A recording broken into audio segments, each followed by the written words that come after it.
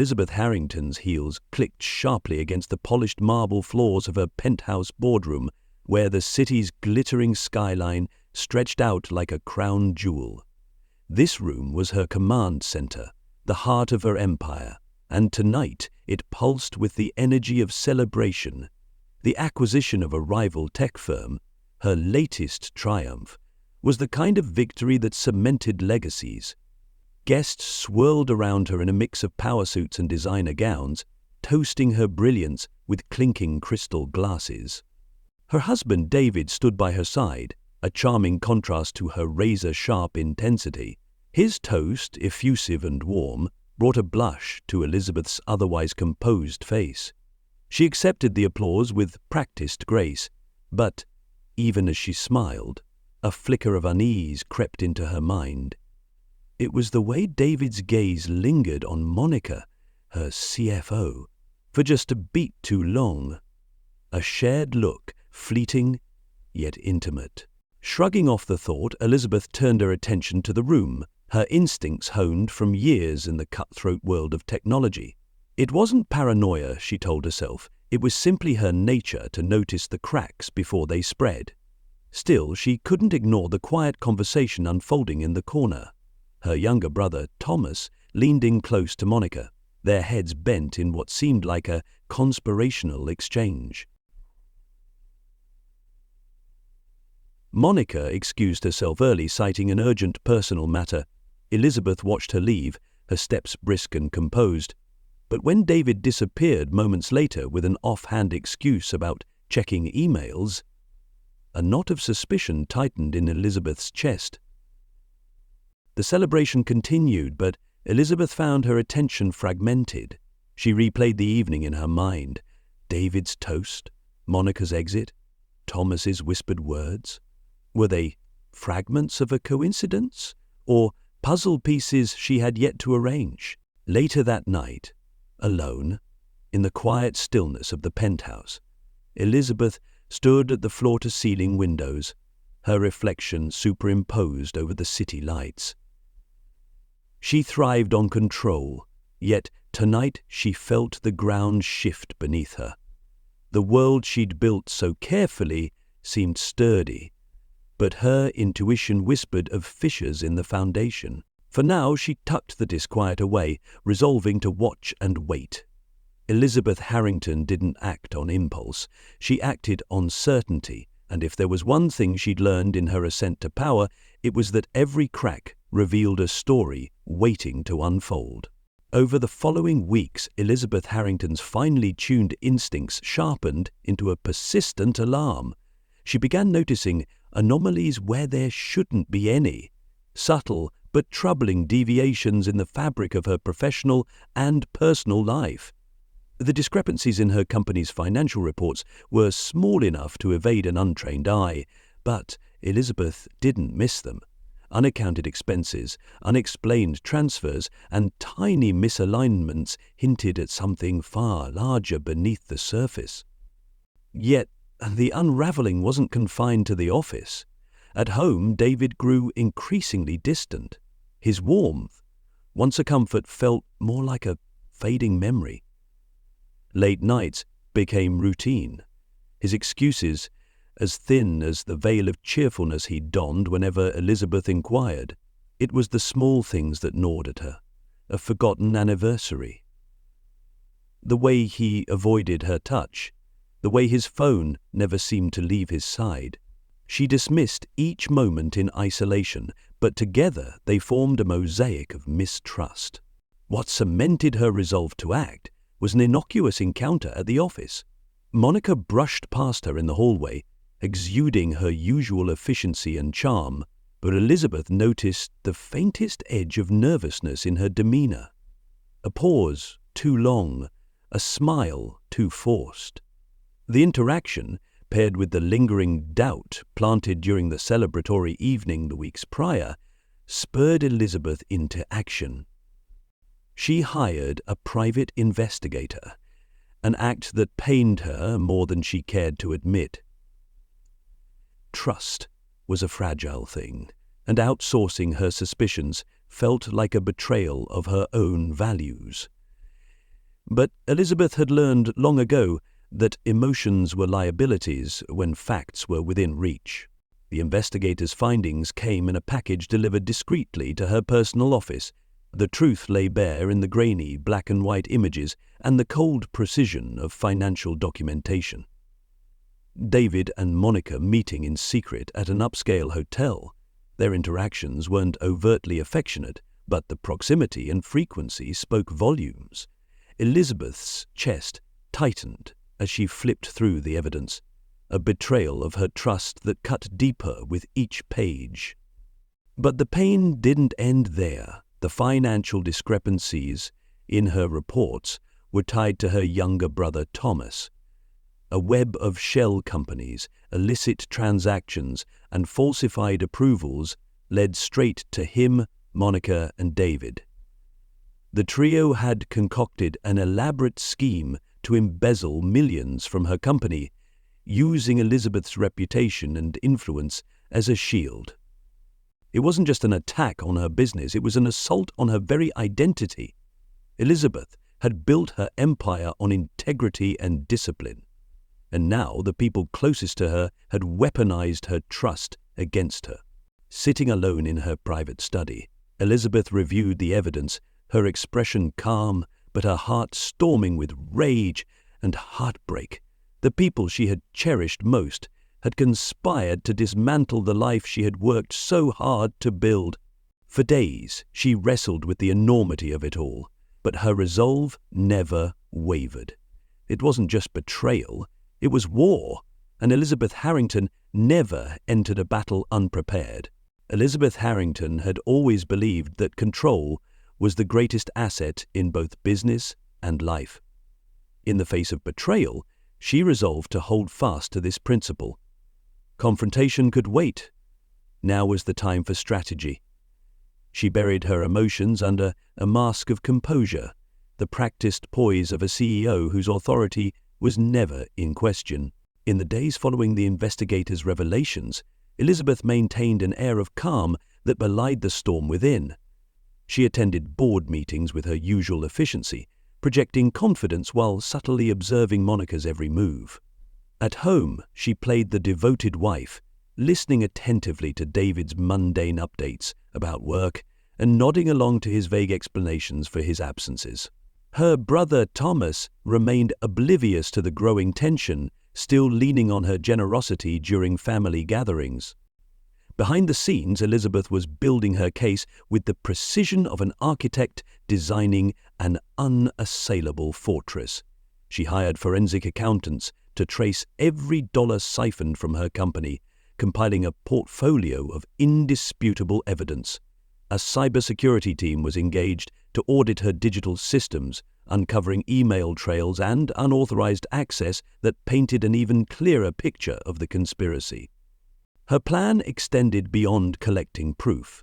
Elizabeth knew that mere exposure wouldn't suffice. She needed to ensure that the fallout was catastrophic for the trio while protecting her company and reputation. Quietly, she began enlisting allies, board members she could trust, legal advisors adept at handling corporate crises, and even a PR strategist to control the narrative when the time came. She spun a web of contingency plans, each designed to neutralize her enemy's influence and minimize collateral damage. Her nights, however, were far from serene. While her days were a performance of measured resolve, her evenings were consumed by sleepless hours. The weight of betrayal settled heavily in the stillness, the faces of those she trusted, now tainted by deceit. David's whispered words to Monica, the ease with which Thomas had manipulated her trust. It was a loop she couldn't silence. Still, her pain sharpened her focus. Each moment of hurt became fuel for her meticulous plotting. Elizabeth began scheduling impromptu meetings, calling for late-night work sessions and altering routines to disrupt the conspirators' plans. She'd forget a document and enter Monica's office unannounced, her presence a quiet reminder of the scrutiny they were under. And the trio squirmed under her gaze, though none dared to confront her. To outsiders, the Harrington household remained an image of domestic harmony. Elizabeth ensured that her staff maintained this illusion, insisting on lavish dinners and family outings that underscored the supposed strength of their bonds. She even began hosting charity events, her image as a compassionate leader untouched. But beneath the surface, Elizabeth was coiling, her strategy nearing completion. She wasn't merely waiting, she was orchestrating. The calm before the storm wasn't inaction, it was the deliberate silence of a predator waiting for the perfect moment to strike. 2 months later, Elizabeth Harrington orchestrated the perfect setting for her retaliation, a surprise anniversary celebration for David. The preparations had been meticulous, with every detail designed to convey sincerity. The penthouse was transformed into a glamorous venue filled with a who's who of the tech world, family and close friends. Chandeliers glimmered above tables adorned with lavish floral arrangements, and a live quartet played soft jazz. To everyone present, it appeared to be another grand gesture from Elizabeth, the embodiment of grace and devotion. David was caught completely off guard by the event, his surprise quickly morphing into a broad smile as he accepted congratulations from guests. Monica arrived late, her demeanor subdued but professional, while Thomas navigated the room with his usual charm. All three appeared unaware that their conspiracy was about to unravel. Midway through the evening, Elizabeth rose to deliver what guests believed would be a heartfelt toast. She began with warmth, thanking everyone for their support and sharing anecdotes from her marriage. Her voice, calm and measured, drew the room's attention. "I've always believed in transparency," she said, her eyes scanning the room. "And tonight, I'd like to share a story. One of loyalty, betrayal, and the consequences of underestimating the wrong person." The atmosphere shifted. Murmurs spread through the crowd as screens around the room came to life, displaying financial records that laid bare the embezzlement scheme. Documents tracing stolen funds from her company to shell accounts linked to Thomas appeared next, followed by surveillance footage of David and Monica meeting at hotels and exchanging intimate gestures. The final blow came in the form of intercepted emails and messages, revealing the full scope of their plan, siphoning company funds, ousting Elizabeth from her position, and securing control for themselves. The room fell into stunned silence. David's face turned ashen, his stammered protests drowned out by the damning evidence. Monica's confident facade crumbled. She stood frozen, her gaze darting around for an escape.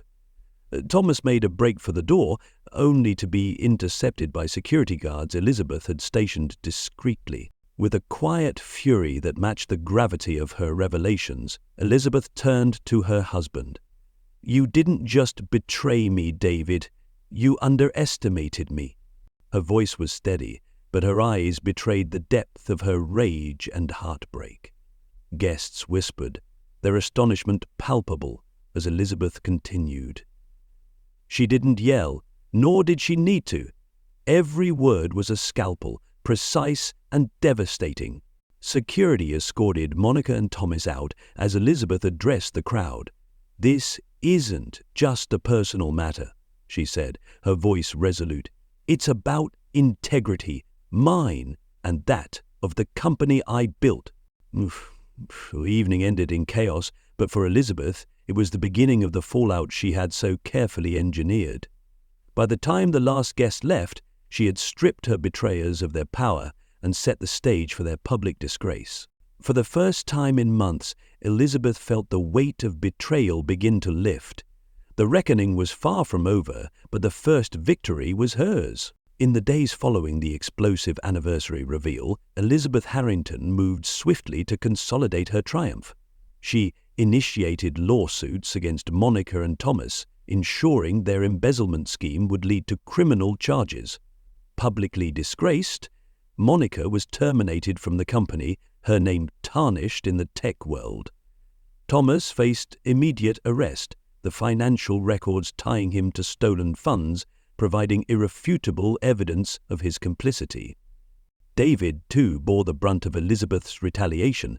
Divorce papers were served within 48 hours of the party, accompanied by a copy of their prenuptial agreement. It was ironclad, crafted by Elizabeth herself in the early days of their marriage, and left him with no claim to her fortune. His betrayal cost him everything: his position as her trusted partner, his financial stability, and his social standing. But the real coup came during the next board meeting. Elizabeth unveiled a surprise partnership with a rival CEO, someone David had mocked for years as short-sighted and ineffectual. The rival had been quietly buying out Monica's shares under Elizabeth's guidance, ensuring that her control over the company was more secure than ever. The announcement left the board in awe and David utterly humiliated. Despite her victories, Elizabeth was not unscathed. The betrayal left scars she could not ignore. Returning to her empty penthouse each evening, she found herself wrestling with the loneliness that accompanied success.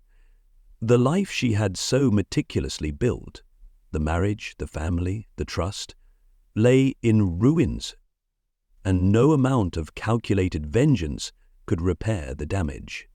One night, as she sipped wine by the floor-to-ceiling windows overlooking the city, Elizabeth allowed herself to grieve. It wasn't just the loss of her relationships that weighed on her.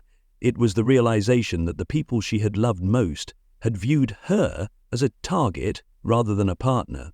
For all her achievements, she had been blindsided in the most personal way. Yet, even in her sorrow, Elizabeth's resolve remained unbroken. She began redirecting her energy, not to repair what had been lost, but to forge a new path. The empire she had built from the ground up still stood strong, and she was determined to reshape it into something even greater. She restructured her leadership team, surrounding herself with loyal individuals who valued integrity. She launched initiatives to rebuild her company's public image, framing the betrayal as a cautionary tale of resilience and accountability. One evening, as she reviewed her future strategy, her phone buzzed with a text message. The sender was unknown, but the words were chilling. "You think you've won. This isn't over." Elizabeth stared at the message, her lips curling into a faint, defiant smirk. If her enemies believed they could still threaten her, they hadn't learned their lesson. She hadn't survived the tech industry's ruthless battlefield to falter now. Setting her glass down, Elizabeth turned off her phone and gazed out at the city. Her empire had weathered the storm. She wasn't afraid of the shadows. She thrived in them.